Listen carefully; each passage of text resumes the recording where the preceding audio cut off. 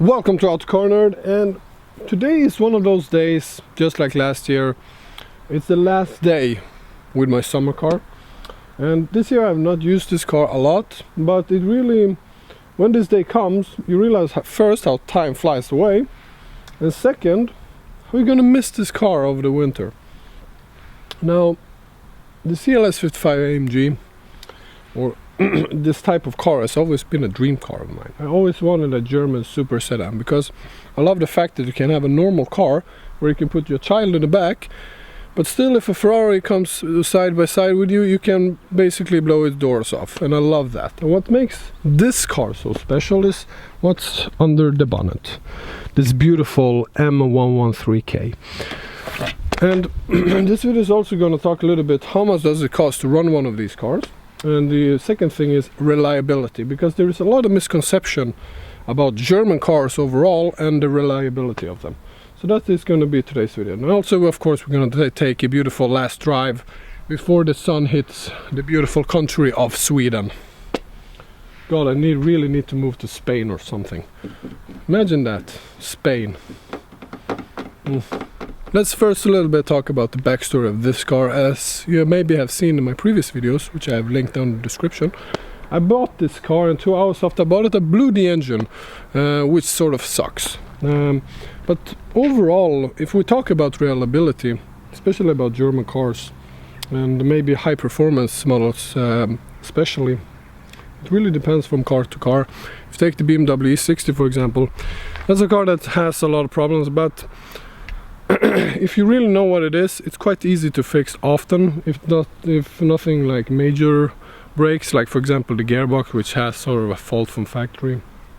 But if you take a lot of other German cars, really if you just take care of maintenance and you check that the owners have done what they need to do to the car, they're actually quite reliable. I mean, if we take this car for example, this has the aromatic suspension. Well, the aromatic suspension, everybody talks how bad it is, how it always breaks, and so on and so forth. And this car, all around the 4 corners, has done 14,000 miles. It's still original air shocks on this car, and it works perfectly. I've never had a single problem with it. The only thing that has been replaced is the pump to the air suspension, but that's sort of a maintenance stuff that has to be replaced. That's something you just can't get away from. And it just is with this car, so there is a lot of maintenance that you have to take care of. But if you are on top of that, the cars are actually very reliable. Take this engine for example. This is the M113k. Like original, this thing has 470 horsepower, or roughly 500, and you can really run them with 600 horsepower if you tune them correctly. Really reliable. Same thing with the gearbox. I mean, this gearbox basically is 1000 Newton meters without any problem whatsoever. So they are very reliable. If you take, like for example, the RS6, even with the V10 and the V8s, also quite reliable cars if you just take care of them. And that's what I sort of hate about the thing that brings the German cars down is actually the owners of them. So that's why you have to be so careful when you buy one of these cars, that you buy it from the right owner, because a lot of people don't buy this because they are enthusiasts, because they love the car, they want the status behind it and all of that. Which sort of sucks, because those people don't know how to take care of them, those cars. So let's talk a little bit how much I've spent on this car. Well, if we ignore that I had to replace the engine, which basically cost me almost 7,000 euros, including labor and the retuning of the car and some other little bits and bobs, the only thing I had is actually oil and filter. And the AC condenser also was broken, so I had to replace that. But if we, like I said, ignore the replacement of the engine, which is not really the car fault, it's more of the previous owner's fault, because he didn't really know how to tune it. And the full story about this is actually in the description. To make a long story short, the guy he had no clue what the fuck he's doing basically. But like I said, the only thing I had to replace is oil filter and the AC condenser, which I am going to replace. And I mean,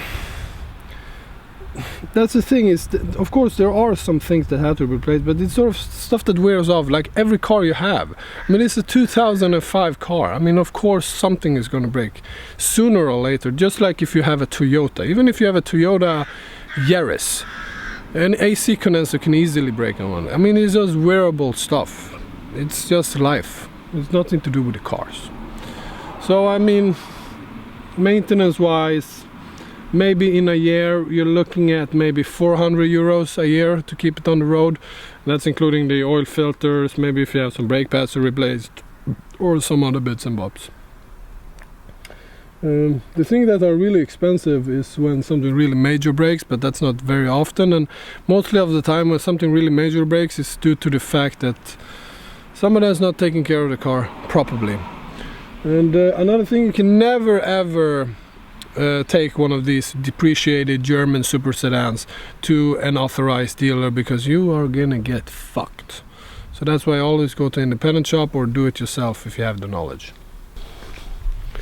So how is it to live with this car? I mean, how is it to live with a 5.4 liter V8 in a country like Sweden where the gas prices is 1.5 euros per liter, and the tax is actually quite expensive, insurance is also quite expensive? How is it to live with one of these cars?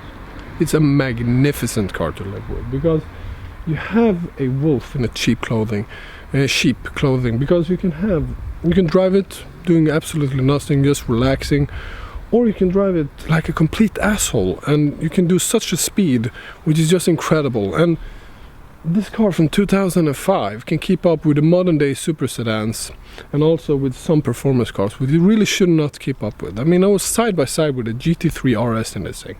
A GT3 RS. No, sorry, a GT3, not the RS. The RS blew me away, but the side by side with the GT3. And also an M5 F10. Blew the doors out of that, side by side with a competition M6 with 600 horsepower and a 7-speed DCT gearbox. I mean, what a magnificent car! And look at it! Look! It looks magnificent, even after 10 years, plus years after it's been relaunched. It looks so beautiful and so elegant and so classy. Now let's open the bonnet again and do something other that I really have to talk about. This is more specific to the M113k. It's the people who tune them. Now a lot of people, they just replace the pulley in the front of the car right here. Well, the drawback when you're doing that is that you get a ton of heat. And that heat really can't be compromised, and you are risking actually destroying your engine, just like I did.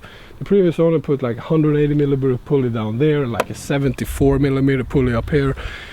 It doesn't work. It blew the engine. It did this coolant tank thing, which in day-to-day basis, in normal driving races, if you're not doing drag racing, it really doesn't do any different whatsoever to the intake temperature. I've talked to 2 tuners about this. Kleeman in Denmark, which is one of the leading, I would say, car tuners when it comes to Mercedes in Scandinavia.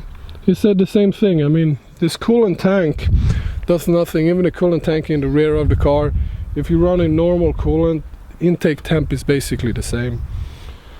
And also a German guy I talked to, Gothenburg, who remapped the car. He said they had people coming with the coolant tanks in the rear with ice, and after 2 runs the intake temperature was the same as, or even a bit higher than the original coolant system. So be really careful. If you want to have a drag racing car, do it.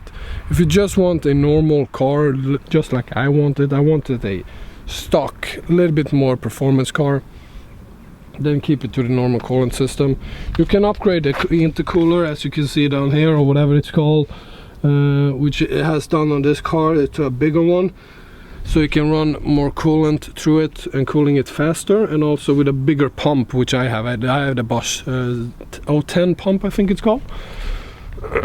Another thing you can do to up the powers on these cars without touching the pulleys, because be really careful when doing that, is actually a bigger throttle body. This car has an 82mm throttle body. That actually does make a big difference. And also, if you replace the headers, not only do you get a better sound of the damn thing, you get pops and bangs, you also get more performance. For this car, it only has 82mm throttle body, stock pulleys, and the headers, and the upgraded coolant. You're basically looking at 550 to 600 horsepower inside of the engine, which is actually really impressive. I've run cars, I think if I race with, for example, a car that has the 77mm pulley, I think actually I will be side by side with this car. I think the best way, if you want really big power out of this, It's actually the limiting factor, I think, is a supercharger. You have to replace the supercharger. The Y-Stack does have a supercharger for them, but they're really expensive. But then you can really get up there in the powers if you want to. But once again, be really careful with the pulleys. Really careful, because when I broke my car, I fixed it, and then after that I tried to sell some tuner parts, and I also tried to sell the engine. And there were actually a couple of guys who actually called me who had actually blown their engines on their CL55s, on the S55s, on the E55s. And I asked them, why do you blow it? I have a 180 mm pulley down there, I have a 74 mm pulley up there, and blah blah blah. The engine overheated and I blew it. So the same story goes on and on and on. So you really have to do some research when tuning it, and don't take the cheap way out with trying to just do a smaller pulley and like hope for the best that you're gonna get massive power, because you're not. You're gonna destroy something. So that's why I've done the safe route on this one. I have the stock pulleys. You can go a little bit smaller, like a little bit smaller. Don't go crazy. I've not done it. I think the power is enough. Yeah. And then, like I said, maintenance. Change the oil every 1,000 miles at least. Also change the coolant when it needs to. We have to change the brake fluid when it has to be done, and all of that. Never forget that when you have one of these cars. Always over maintain it. It doesn't hurt. It really doesn't. So last drive of the season, so let's have some fun.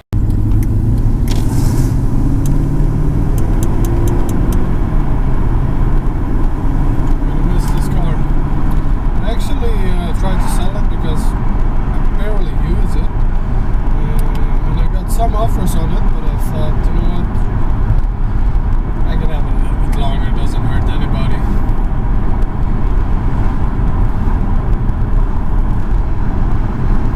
And really, for the price, I don't really know what you can buy that's not even half as good. I mean, if you look at the M5 F10, much more expensive to run, higher fuel economy, really unreliable, and then you have this, which is much more reliable, much more comfortable in everyday situations. It even has ISOFIX for your child back there,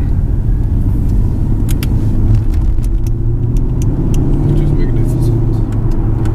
And the chassis is really good, actually. If you ignore the suspension, it's a little bit softer than, for example, of course, than the M5, but the chassis underneath is really good. And we can do this all day long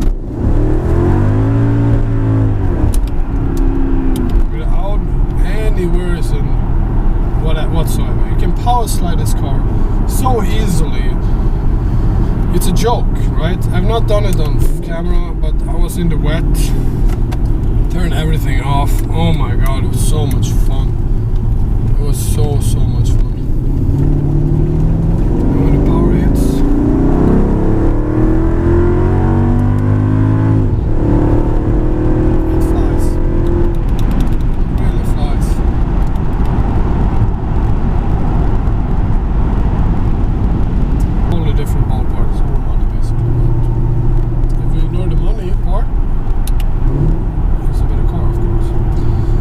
you can blip the throttle on the downshift to get the perfect shift. And is it water in here?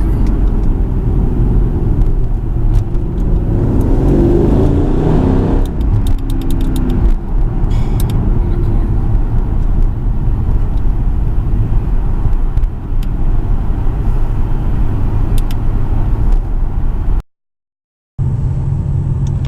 Now we got a tunnel again. Let's open the rear windows. And let's do first gear here.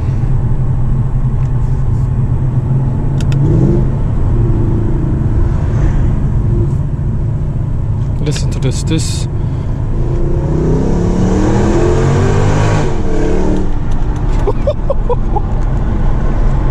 So I buy one of these things.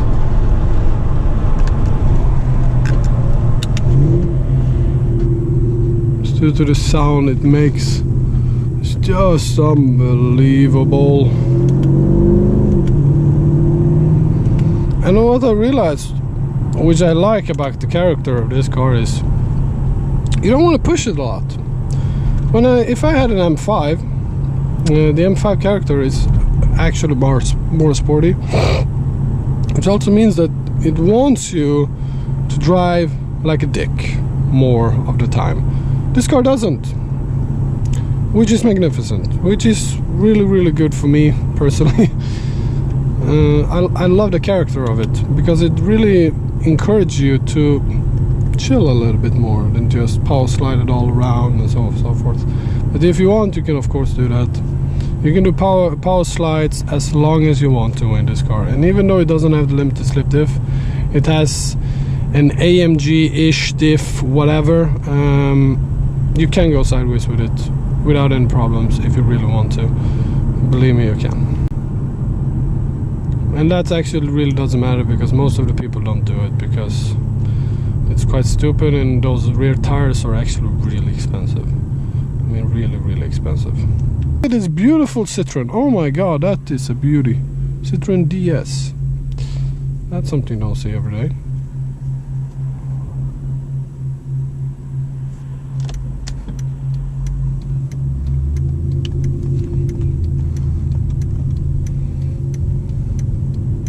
Let's go and pick up the wife and child. And my camera has fallen off.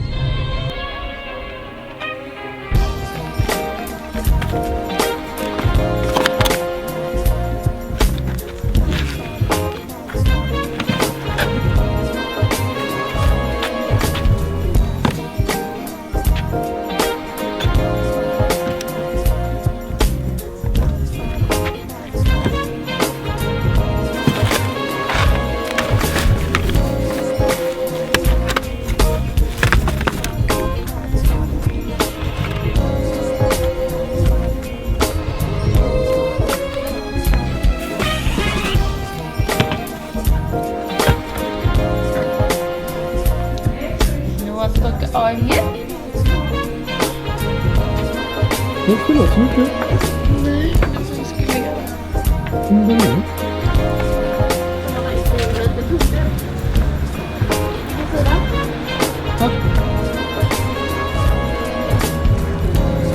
You're on board. Well, I need a sticker, baby on board.